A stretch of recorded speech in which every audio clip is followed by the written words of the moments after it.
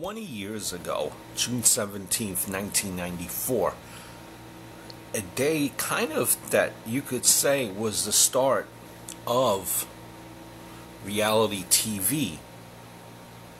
And what was happening was a Bronco chase.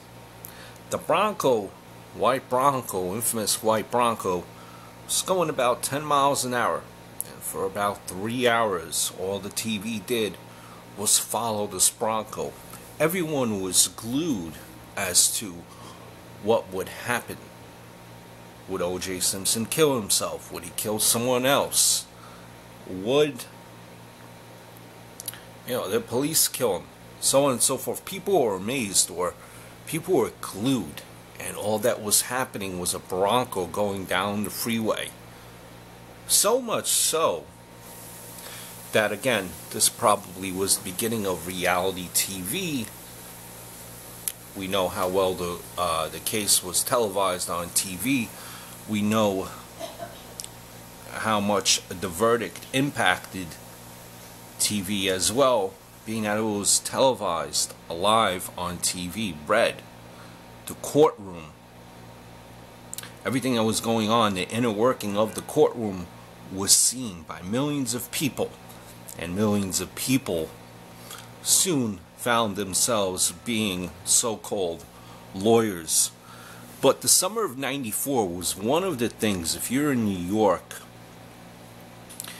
huge sports year, huge sports summer, and you kind of wonder where you were at that time. I remember I was watching the game between the Rockets and the Knicks and the finals, and we know what happened.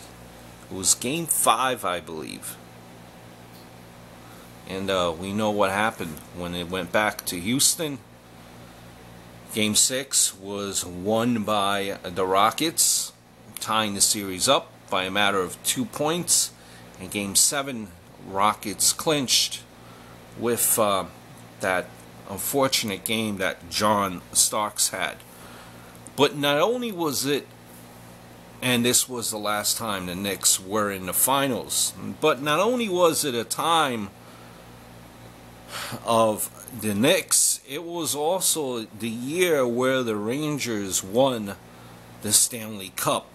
The first time since they won the Stanley Cup since 1940, and it has been so far the last time that they won. And that was also winning of the Stanley Cup led by Mark Messier.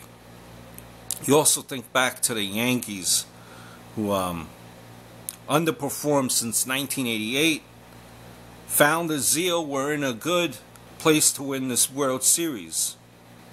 They were never given that chance because, as you remember, the baseball strike happened in '94. Sadly, it ended up that strike denying 900 games and robbed supporters the much anticipated '94 postseason. The Montreal Expos were also going into that season really good on paper. Never knew what would have happened. Maybe if they would have won, that would have saved the franchise. Also the same year, you had the World Cup. Although, football, soccer doesn't have the following the other sports do in the States, the exhilarating atmosphere of the World Cup added another flavor to the memorable summer. And this is the last time that the World Cup has been here in the States. And again, interwoven in that chaotic sports fever was O.J. Simpson, his friend, and his white Bronco, like I mentioned, driving down Interstate 405 with a huge following of police cars behind him.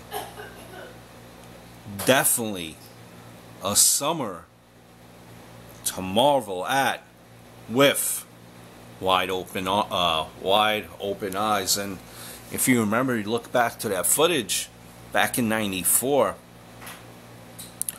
the Knicks game was on, Game 5, but it had broken out to the chase. When it eventually came back to the game, you looked, and there was no one in the crowd. It's probably people watching the TVs at MSG. Well, just my thoughts.